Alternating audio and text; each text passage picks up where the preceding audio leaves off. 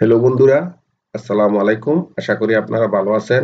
শিক্ষা, শিল্প, বাণিজ্য, কৃষি এর সব জায়গাতে এখন কম্পিউটারের ব্যবহার কোনো না কোনোভাবেই হয়ে আসছে। তবে দক্ষভাবে কম্পিউটার ব্যবহার করতে না পারলে এর আউটপুট ভালোভাবে আসে না, এটা নিশ্চিত। আর এই দক্ষতা অর্জন করতে হলে অবশ্যই আপনাকে কম্পিউটারের ট্রিক্স এন্ড টিপস জানতে হবে। ফলে এই ভিডিওতে দেখানো ট্রিক্স আপনার দক্ষতা বৃদ্ধিতে অনেক অনেক সহায়ক। দেখুন টিপসটি কিভাবে প্রয়োগ করতে হয়।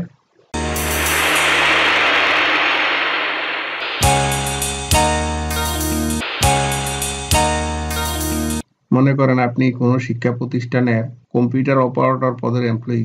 বছর শেষে ওই শিক্ষা প্রতিষ্ঠানে ছাত্রছাত্রীদের পরীক্ষার এমন একটি ফলাফল বের হয়েছে। উক্ত ফলাফলের আলোকে আপনাকে প্রত্যেক ছাত্রদের আলাদা আলাদাভাবে এমন ধরনের একটি মার্কশিট তৈরি করতে দেওয়া হয়েছে। প্রতিষ্ঠানে যদি 10, 15, 50 জন ছাত্রছাত্রী হয়, হয়তো আপনি অল্প সময়ের ভিতরে টাইপ করে কাজটি করতে পারবেন। আর হাজার হাজার হইলে তো আপনার পক্ষে টাইপ করে এরকম মার্কশিট তৈরি করা সম্পূর্ণ অসম্ভব। তবে বন্ধুরা, এই কঠিন কাজটাও এমএস ওয়ার্ডে মেইল মার্জে কয়েকটা ক্লিকের মাধ্যমে অতি সহজে সঠিকভাবে সম্পন্ন করা যায়। তার জন্য আমি এরকম একটা ডেমো মার্কশিট তৈরি করে নিলাম। এখানে আমি নাম, রোল নম্বর, শাখা, শ্রেণী, নিচে টেবিলের ভিতরে দেখুন বিভিন্ন বিষয়গুলা বাংলা, ইংরেজি, তারপরে একবারে নিচে দেখুন মোট নম্বর, ডান দিকে দেখুন ফলাফল। অর্থাৎ একটা মার্কশিটের ভিতরে যেভাবে সাজানো থাকে ঠিক সেভাবেই আমি লিস্টের অন্তর্ভুক্ত সকল তথ্যগুলো এখানে সাজিয়ে ফেলেছি। এখন উপরে মেনু বারে দেখুন একটি অপশন আছে মেলিং। সেই মেলিং অপশনে আমি ক্লিক করলাম। মেলিং অপশনের অন্তর্ভুক্ত যে রিবনগুলো আছে তার 4 নম্বরের যে অপশনটি, সেই অপশনটি হলো সিলেক্ট রিসিপিয়েন্টস। তার ডাউনের রুতে আমি ক্লিক করলাম। এখন আরো 3টি অপশন বের হয়ে আসছে। মাঝখানের যে অপশনটি, সেই অপশনটি হলো ইউজ অ্যান এক্সিস্টিং লিস্ট। এখানে আমি ক্লিক করলাম।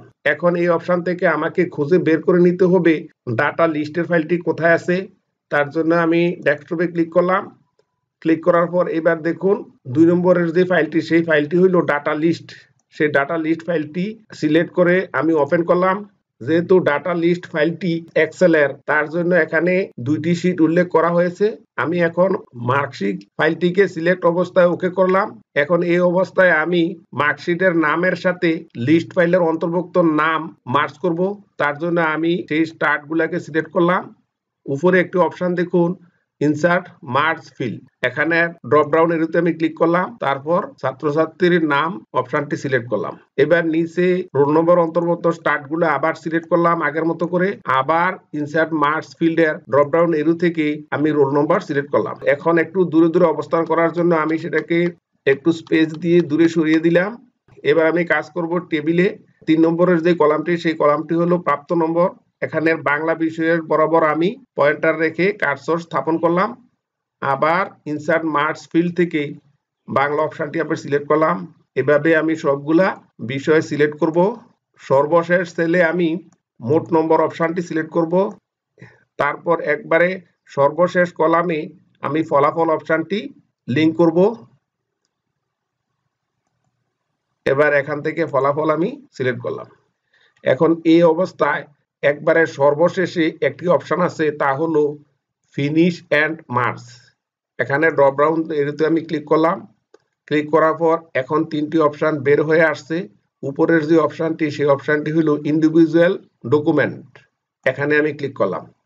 এখানে ক্লিক করার পর যে ইন্টারফেসটি দেখা যাচ্ছে তা হলো মার্জ টু নিউ ডকুমেন্ট। এখানে 3টি অপশন আছে। প্রথমে হলো অল, তারপর হলো কারেন্ট রেকর্ড, তারপর হলো ফ্রম। আমি যেহেতু সকল ছাত্রদের ডাটা লোড করতে চাই, তার জন্য আমি অলে সিলেক্ট অবস্থায় ওকে করব। এখন আপনাকে একটু অপেক্ষা করতে হবে, কারণ পুরো কাজটা প্রক্রিয়া করতে একটু সময় লাগে। এই দেখুন একটি নতুন ফাইল তৈরি হয়ে গেছে। প্রথমে দেখুন আমানুল্লাহ, রোল নম্বর 1, শাখা ক, 5ম শ্রেণী। তার প্রাপ্ত নম্বরগুলা প্রত্যেকটা বিষয়ের পাশাপাশি এসে গেছে। নিচে মোট নম্বর, পাশে হলো ফলাফল। সে পাইছে জিপিএ 5.00। তারপরে নিচে 2 রোল নম্বর দেখুন ইকরামুল হোসাইন, রোল নম্বর 2, শাখা ক, শ্রেণী 5ম। তারও ফলাফল এখানে এসে গেছে। তার নিচে দেখুন প্রণব চন্দ্র সরকার, রোল নম্বর 3, শাখা, সে অকৃতকার্য হয়েছে। আমরা যদি ডাটাতে একটু খেয়াল করি, দেখুন প্রথম আমানুল্লাহ আমান, জিপিএ 5। তারপরে আছে ইকরামুল হোসাইন, জিপিএ 4.50।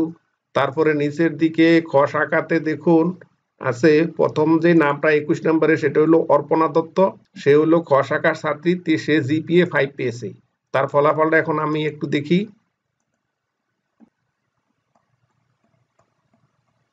এই যে দেখুন অর্পণা দত্তের মার্কশিটটি রোল নম্বর 21 শাখা খ পঞ্চম শ্রেণী, তার ফলাফলও ঠিক সঠিকভাবে এখানে এসে গেছে।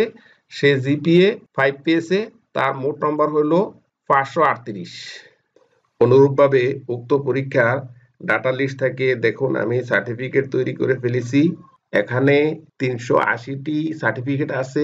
আপনি যদি এই 380টি সার্টিফিকেট টাইপ করে আলাদা আলাদাভাবে তৈরি করতেন অনেক সময়ের প্রয়োজন হইতো, অথচ আমরা এখানে মেল মার্জার মাধ্যমে অতি সহজে কয়েকটা ক্লিকের মাধ্যমে খুব সুন্দরভাবে সম্পন্ন করতে পেরেছি। আবার অন্য একটি ডাটা লিস্ট দেখুন, এখানে প্রথম কলামে আছে হিসাব নং, দ্বিতীয় কলামে গ্রাহকের নাম, তারপরে মোবাইল নম্বর, তারপরে গ্রাম, উপজেলা, পাওনা টাকা। এই ডাটা লিস্টটি হলো একটি দোকানের ডাটা লিস্ট। এখান থেকেও আমি মেল মার্জের মাধ্যমে বছরান্তে গ্রাহকের কাছে পাওনা টাকা পাওয়ার জন্য যে নোটিশ দেওয়া হয় সেই নোটিশের একটি মার্কস ফাইল তৈরি করেছি। এই এখানে দেখুন সবুজ বাংলা পোল্ট্রি ফিড লিমিটেড, আবিতুর বাজার, উপজেলা বুড়িচং, জেলা কুমিল্লা। আমি উক্ত দোকানের প্যাডের মাধ্যমে নোটিশটি তৈরি করেছি। প্রথমে দেখুন প্রতি নাম মোহাম্মদ মিজানুর রহমান, হিসাব নং 12,501, গ্রাম আবিদপুর, উপজেলা বুড়িচং, জেলা কুমিল্লা। বডির মাঝখানে দেখুন 12,000 টাকা বকেয়া। তারপরে দ্বিতীয় নম্বর নোটিশে দেখুন খোরশেদ আলম, হিসাব নম্বর 12,502, গ্রাম হারং, উপজেলা চান্দিনা। এখানেও বডির মাঝখানে দেখুন উক্ত ব্যক্তির নিকট পাওনা টাকার পরিমাণ হইল 30,200 টাকা। তারপরে নিচের দিকে দেখুন এখানে আমি কয়েকটা ক্লিকের মাধ্যমে প্রায় 200টি নোটিশ তৈরি করে ফেলেছি। বন্ধুরা, এমএস ওয়ার্ডে মেল মার্জ প্রক্রিয়া খুব গুরুত্বপূর্ণ প্রক্রিয়া। আপনি যদি মেল মার্জের কাজ জানেন, আপনি আপনার কর্মক্ষেত্রে এরকম অসংখ্য সার্টিফিকেট, মার্কশিট অথবা নোটিশ কয়েকটা ক্লিকের মাধ্যমে সম্পন্ন করতে পারবেন। বন্ধুরা, আশা করি আমার এই ভিডিওটি খুব মনোযোগের সহিত সম্পূর্ণভাবে দেখেছেন। আপনি যদি আমার চ্যানেলে নতুন হয়ে থাকেন অবশ্যই সাবস্ক্রাইব করার জন্য অনুরোধ রইল। ধন্যবাদ।